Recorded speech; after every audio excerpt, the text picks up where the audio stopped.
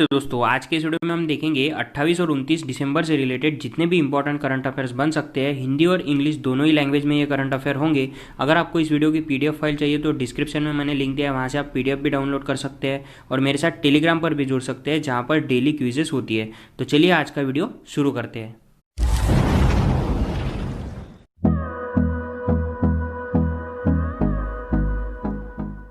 आज का वीडियो शुरू करने से पहले हम नज़र डालेंगे जो 27 दिसंबर का होमवर्क का क्वेश्चन था वो क्या था। तो क्वेश्चन था Amar Singh college recognise with UNESCO award it is located इन।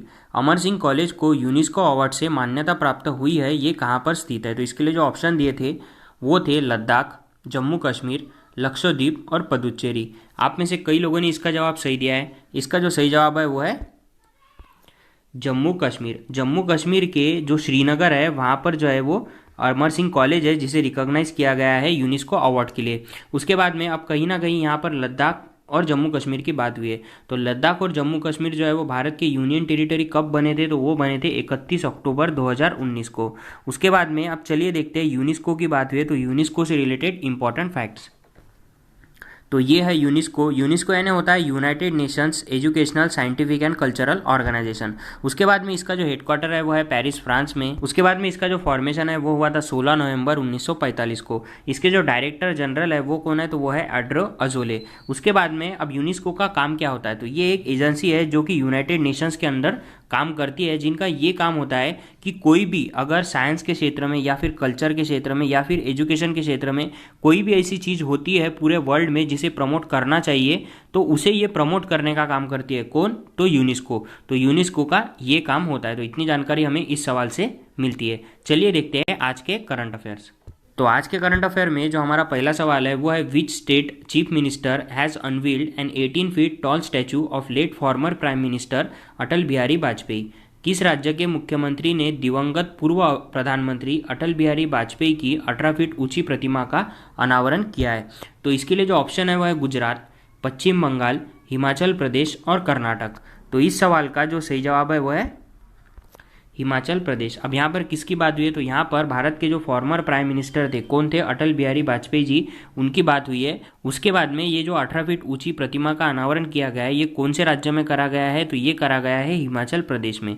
तो चलिए यहाँ पर देखते हैं हिमाचल प्रदेश और जो भारत के पूर्व प्राइम मिनिस्टर थे अटल बिहारी वाजपेयी जी, उनसे रिलेटेड कुछ इंपॉर्टेंट फैक्ट्स। मैप में हिमाचल प्रदेश की जो कैपिटल है वो है शिमला और यहाँ पर ही जो है वो अनावरण किया गया है। किसके द्वारा, तो जयराम ठाकुर के द्वारा। उसके बाद में हिमाचल प्रदेश का फॉर्मेशन कब हुआ था, तो वो हुआ था 25 जनवरी 1971 को। उसके बाद में वहाँ के जो गवर्नर है वो है बंडारू दत्तात्रेय। उसके बाद में अब यहाँ पर कहीं ना कहीं अटल बिहारी वाजपेयी जी की बात हुई है, तो चलिए देखते हैं उनसे रिलेटेड इंपॉर्टेंट फैक्ट्स। ये है अटल बिहारी वाजपेयी जी। इनका जो जन्म है वो हुआ था 25 दिसंबर 1924 को। कहाँ पर हुआ था, तो ग्वालियर में, जो कि वर्तमान में मध्य प्रदेश में स्थित है। उसके बाद में सबसे महत्वपूर्ण बात यह है कि ये फाउंडर थे कौन से चीज़ के, तो भारतीय जनता पार्टी के। भारतीय जनता पार्टी की स्थापना इन्होंने करी थी और यही पहले प्रेसिडेंट थे। तो भारतीय जनता पार्टी की जो स्थापना है वो हुई कब थी, ये सबसे महत्वपूर्ण सवाल बन जाता है यहाँ पर। तो भारतीय जनता पार्टी की जो स्थापना है वो हुई थी 6 अप्रैल 1980 को। ये काफ़ी ज़्यादा इंपॉर्टेंट है। उसके बाद में जो पद्म भूषण है वो इन्हें कब मिला है, तो उन्हें मिला है 1992 में और भारत रत्न उन्हें मिला है 2015 में। उसके बाद में ये भारत के प्राइम मिनिस्टर कब से कब तक रहे थे, तो ये 1996 में एक बार बने थे और उसके बाद में 1998 से 2004 तक इनका कार्यकाल रहा था, यानी कि ये 2 बार प्राइम मिनिस्टर बने हैं। उसके बाद में इनकी जो मृत्यु है वो कब हुई है, तो वो हुई है 16 अगस्त 2018 को। अब यहाँ पर कहीं ना कहीं अटल जी की बात हुई है, तो अटल जी से रिलेटेड एक इंपॉर्टेंट फैक्ट मैं आपको और बता देता हूँ कि अटल टनल जो है वो कहाँ पर बनी है, तो अटल टनल जो है वो भी हिमाचल प्रदेश में ही बनी है और इसकी जो लंबाई है वो कितनी है, तो वो है 9.02 किलोमीटर। ये काफ़ी ज़्यादा इंपॉर्टेंट है। उसके बाद में ये कौन से हाईवे पर बनी है, तो ये बनी है लेह मनाली हाईवे पर। उसके बाद में अब कहीं ना कहीं यहाँ अटल बिहारी वाजपेयी जी की बात हुई है, तो उनका एक वाक्य है जो काफ़ी ज़्यादा फेमस है, उस वाक्य को हम सुन लेते हैं। चाहता हूं ये परंपरा बनी रहे, ये प्रकृति बनी रहे। सत्ता का खेल तो चलेगा, सरकारें आएंगी जाएंगी, पार्टियां बनेगी बिगड़ेंगी, मगर ये देश रहना चाहिए, इस देश का लोकतंत्र अमर रहना चाहिए। तो ये बात जो हमने अटल बिहारी वाजपेयी जी की सुनी, ये पेपर में भी पूछी जा सकती है कि ये वाक्य जो है वो किसने कहा था या फिर ये बात किसके द्वारा कही गई थी, इसीलिए मैंने आपको ये बात सुनाई है। चलिए अब देखते हैं अगला प्रश्न क्या है। तो जो आज का दूसरा प्रश्न है वो है FIFA cancels next years under 20 under 17 world cups headquarter of FIFA. FIFA ने अगले साल के अंडर 20 और अंडर 17 विश्व कप को रद्द कर दिया है। फीफा का मुख्यालय कहाँ पर है? तो इसके लिए जो ऑप्शन है वो है फ्रांस, मॉरिशियस, स्विट्जरलैंड और नॉर्वे। तो इस सवाल का जो सही जवाब है वो है स्विट्जरलैंड। स्विट्जरलैंड के ज्यूरिच JURICH ज्यूरिच में जो है वो फीफा का मुख्यालय है। अब यहाँ पर कहीं ना कहीं फीफा की बात हुई है, तो चलिए देखते हैं फीफा से रिलेटेड इंपॉर्टेंट फैक्ट्स। तो फीफा यानी क्या होता है? तो फीफा यानी होता है federation international D football association. उसके बाद में फीफा का जो फॉर्मेशन है वो कब हुआ था? तो वो हुआ था 21 मई 1904 को। इसका हेडक्वार्टर कहाँ पर है? तो वो है ज्यूरिच स्विट्जरलैंड में। इसके जो प्रेसिडेंट है वो है जियानी इन्फेंटिनो, और जो टोटल मेंबर कंट्रीज़ है इसके अंदर वो कितनी आई है? तो वो है 211। और जैसा कि मैंने आपको बताया अंडर 20 का जो वुमेन वर्ल्ड कप है वो भी कैंसिल हो गया है, और जो अंडर 17 का मेंस वर्ल्ड कप है वो भी कैंसिल हो गया है। उसके बाद जो अगला सवाल है वो है हु रोड द बुक कोविड-19 crisis of civilisation and solutions. कोविड-19 सभ्यता का संकल्प और समाधान पुस्तक किसने लिखी है? तो इसके लिए जो ऑप्शन है वो है नरेश कुमावत, कैलाश सत्यार्थी, कृपाल सिंह जी और सौमित्र चटर्जी। तो इस सवाल का जो सही जवाब है वो है कैलाश सत्यार्थी। कैलाश सत्यार्थी जो है उन्होंने कोविड-19 सभ्यता का संकल्प और समाधान बुक को लिखा है। उस नरेश कुमावत दिख रहा है, तो ये कौन है? तो जैसा कि मैंने आपको बताया कि जो JNU है यानी कि जवाहरलाल नेहरू यूनिवर्सिटी में है, जो कि नई दिल्ली में स्थित है, वहाँ पर जो भारत के प्रधानमंत्री है नरेंद्र मोदी, उन्होंने स्वामी विवेकानंद जी की मूर्ति का अनावरण किया है। तो इस मूर्ति के जो मूर्तकार है उनका नाम है नरेश कुमावत। उसके बाद में अब हमें यहाँ पर कृपाल सिंह जी दिख रहा है, तो ये कौन है? तो हाल ही में जो गुरु नानक जी की जयंती हुई है उनके दिन पर जो उनकी जीवनी है यानी कि उनकी जो बायोग्राफी है उस पर एक किताब लिखी गई है। वो किसके द्वारा लिखी गई है? तो वो लिखी गई है कृपाल सिंह जी द्वारा। उसके बाद में अब हमें यहाँ पर सौमित्र चटर्जी दिख रहा है, तो ये कौन है? तो ये एक एक्टर थे। कहाँ के? तो पश्चिम बंगाल के जाने माने एक्टर थे जिनका हाल ही में निधन हो गया है। अब चलिए देखते हैं कैलाश सत्यार्थी कौन है। यहाँ पर नाम दिख रहा है कैलाश सत्यार्थी का, जिन्हें 2014 में जो है वो नोबेल पुरस्कार मिला था। उनके बारे में मैं आपको बताता हूँ, लेकिन यहाँ पर जो हमें ये दिख रहा है तो ये कौन है? तो ये है दीपक मिश्रा, जो कि भारत के फॉर्मर चीफ जस्टिस रह चुके हैं, जिन्होंने इस बुक का अनावरण किया है। और इस बुक को लिखा किसने है? तो वो लिखा है कैलाश सत्यार्थी ने। अब यहाँ पर एक ट्रिक दिखाई गई है जो नोबेल पुरस्कार प्राप्त भारतीय है उनके लिए। तो ट्रिक कुछ इस प्रकार है कि रवि सर हमारे सुबह आम ना बिके। तो इसमें रवि से रविंद्रनाथ टैगोर, जिन्होंने 1913 में नोबेल प्राइज़ जीता था। उसके बाद सर से सर चंद्रशेखर वेंकट रमन, जिन्होंने 1930 में जीता था। उसके बाद ह से हरगोविंद खुराना, जिन्होंने 1968 में जीता था। उसके बाद में मारे से मदर टेरेसा, जिन्होंने 1989 में जीता था। उसके बाद में सुबह से सुब्रमण्यम चंद्रशेखर, जिन्होंने 1983 में जीता था। आम से अमर्त्य सेन, जिन्होंने 1998 में जीता था। ना से VS नायकपाल, जिन्होंने 2001 में जीता था। उसके बाद में वेंकट रमन रामाकृष्णन जो है उन्होंने 2009 में जीता था। और कैलाश सत्यार्थी जो है उन्होंने 2014 में जीता था। अब ये इन्होंने जीता क्यों था और किसके साथ जीता था? तो जो मैं हर बार आपको बताता हूँ कि जो मलाला यूसुफजई है, जो कि पाकिस्तान से बिलोंग करती है, उन्होंने भी 2014 में पीस के क्षेत्र में यानी कि शांति के क्षेत्र में कैलाश सत्यार्थी के साथ में ही ये अवार्ड को जीता था। अब ये इन्हें क्यों दिया गया था? तो जो चिल्ड्रन एजुकेशन है उनके राइट के लिए इन्होंने काफ़ी काम किया है, दोनों ने, कैलाश सत्यार्थी और मलाला यूसुफजई ने। इसीलिए 2014 में इन्हें यह अवार्ड दिया गया था। उसके बाद में अब इसमें एक नाम मिसिंग है, वो है अभिजीत बैनर्जी का। अभिजीत बैनर्जी है वो 10वें भारतीय है जिन्हें नोबेल पुरस्कार मिला है। कौन से क्षेत्र में? तो इकोनॉमिक के क्षेत्र में। अब उन्हें कब मिला है ये पुरस्कार? तो उन्हें मिला है ये पुरस्कार 2019 में। तो इतनी जानकारी हमें इस सवाल से मिलती है। आज जो अगला सवाल है वो है विच यूनियन मिनिस्टर लॉन्चेस ई संपदा वेब पोर्टल।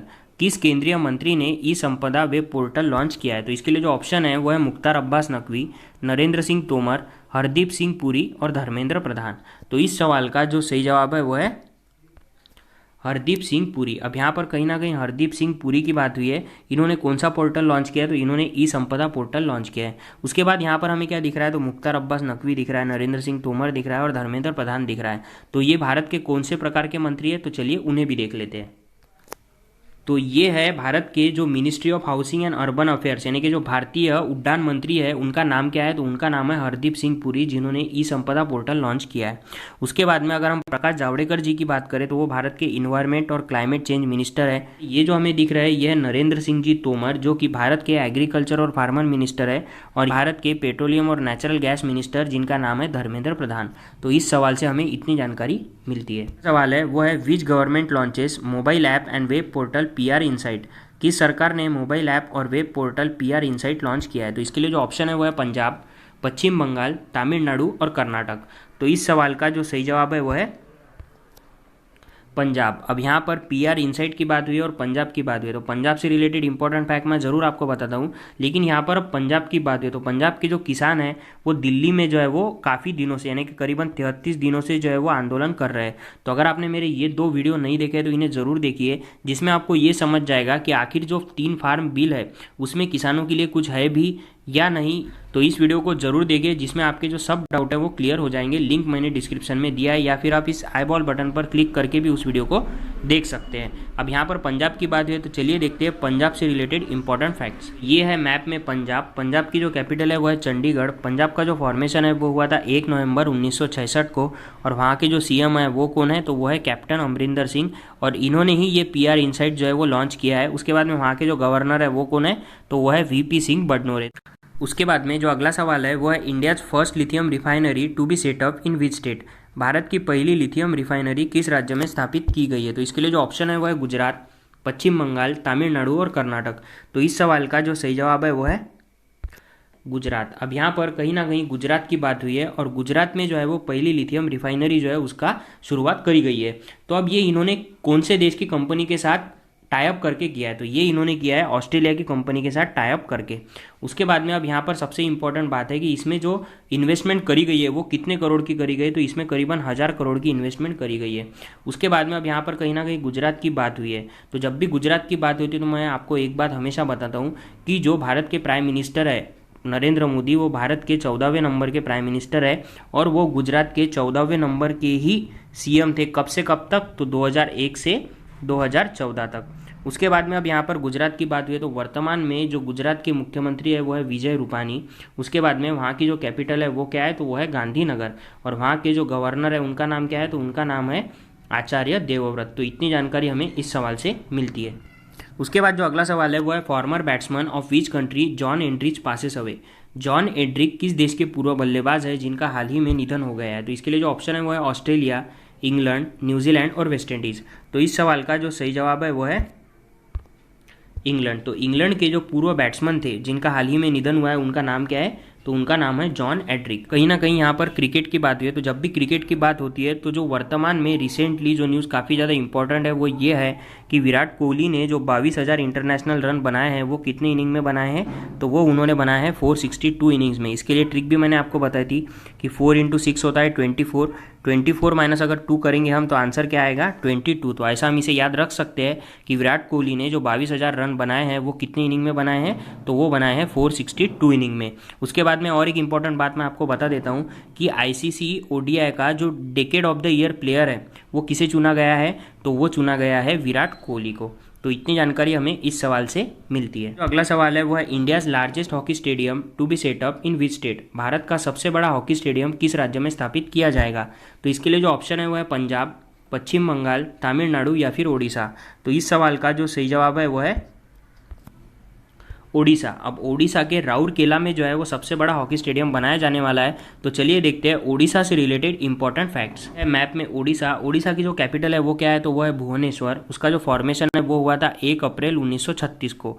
उसके बाद में वहाँ के जो सीएम है वो है नवीन पटनायक, और वहाँ के जो गवर्नर है वो कौन है, गणेशी लाल। उसके बाद में एक इंपॉर्टेंट बात मैं आपको बता देता हूँ कि जैसा कि मैंने आपको बताया कि ये जो स्टेडियम है ये ओडिशा के राउरकेला में बनने वाला है, लेकिन राउरकेला में जो बीजू पटनायक यूनिवर्सिटी है उसमें ये बनने वाला है, और इसमें इसकी जो कैपेसिटी होगी यानी कितने लोग इसमें बैठ पाएंगे, तो इसमें जो है करीबन 20,000 जो लोग हैं वो इसमें बैठ पाएंगे, और 15 एकड़ के जो लैंड है उसमें ये बनाया जाएगा। तो इतनी जानकारी हमें इस सवाल से मिलती है। उसके बाद जो अगला सवाल है वो है RBI cancels the licence of which local area bank of Maharashtra. RBI Maharashtra के किस लोकल एरिया बैंक का लाइसेंस रद्द किया है? उसके बाद में इसका जो ऑप्शन है वो है Canara bank, IDFC bank, Subhadra सहकारी बैंक और HDFC बैंक। तो इस सवाल का जो सही जवाब है वो है सुभद्रा सहकारी बैंक। अब यहाँ पर RBI की बात हुई और RBI ने जो है वो सुभद्रा सहकारी बैंक का जो लाइसेंस है वो कैंसिल किया है। इसके पहले उन्होंने एक और महाराष्ट्र की लोकल बैंक थी जिसका लाइसेंस जो है वो कैंसिल किया था। वो कौन सी बैंक थी? तो वो थी कराड़ सहकारी बैंक। उसके बाद में अब यहाँ पर कहीं ना कहीं RBI की बात हुई है, तो चलिए देखते हैं RBI से रिलेटेड इंपॉर्टेंट फैक्ट्स। RBI का जो फॉर्मेशन है वो हुआ था 1 अप्रैल 1930 को। RBI का जो फॉर्मेशन है वो हुआ था 1 अप्रैल 1935 को। RBI जो है वो कौन से एक्ट के अनुसार इसका फॉर्मेशन हुआ था? तो reserve bank of India act 1934 के तहत इसका जो है वो फॉर्मेशन हुआ था। उसके बाद में इसका नेशनलाइजेशन यानी कि इसका राष्ट्रीयकरण कब हुआ था? तो वो हुआ था 1949 में। इसके जो पहले गवर्नर थे वो कौन थे? तो वो थे सर ऑसबर्न स्मिथ। और इसके वर्तमान में जो 25वें गवर्नर है वो कौन है? वो है शक्तिकांत दास। उसके बाद में इसका हेडक्वार्टर कहाँ पर है? तो वो है मुंबई में। तो इतनी जानकारी हमें इस सवाल से मिलती है। जो अगला सवाल है वो है HDFC bank ranks top among 100 BFSI firms in India it's CEO। Bharat में HDFC बैंक 100 BFSI फर्मों में शीर्ष स्थान पर है। इसके CEO कौन है? तो इसके लिए जो ऑप्शन है वो है सुखबीर सिंह संधू, शशिधर जगदीशन, अमिताभ चौधरी और संजीव चड्ढा। तो इस सवाल का जो सही जवाब है वो है शशिधर जगदीशन। अब यहाँ पर किसकी बात हुई है? तो यहाँ पर बात हुई है HDFC बैंक की। तो चलिए देखते हैं HDFC बैंक से रिलेटेड इंपॉर्टेंट फैक्ट्स। तो ये है HDFC बैंक। HDFC बैंक का जो फॉर्मेशन है वो हुआ था अगस्त 1994 में। इसके जो फाउंडर है वो कौन है? तो वो है हसमुख भाई पारेख। उसके बाद में इसका हेडक्वार्टर है मुंबई में। इसके जो चेयरमैन है वर्तमान में वो कौन है? तो वो है दीपक पारेख। और इसके जो CEO है वो कौन है? तो वो है शशिधर जगदीशन। उसके बाद में सबसे इंपॉर्टेंट बात जो मैं आपको हर बैंक के बारे में बताता हूँ वो है कि HDFC बैंक की जो टैगलाइन है वो क्या है? तो वो है वी अंडरस्टैंड योर वर्ल्ड। तो इतनी जानकारी हमें इस सवाल से HDFC बैंक से रिलेटेड मिलती है। उसके बाद में जो आज का होमवर्क का क्वेश्चन है वो है good governance day is observe on, यानी कि सुशासन दिवस कब मनाया जाता है? तो इसके लिए जो ऑप्शन है वो है 18 दिसंबर, 23 दिसंबर, 16 दिसंबर या फिर 25 दिसंबर। अगर आपको इस सवाल का सही जवाब पता है तो मुझे कमेंट कर ज़रूर बताइए। और अगर आपको वीडियो अच्छा लगे तो वीडियो को लाइक कीजिए और चैनल को सब्सक्राइब करना मत भूलिएगा। धन्यवाद।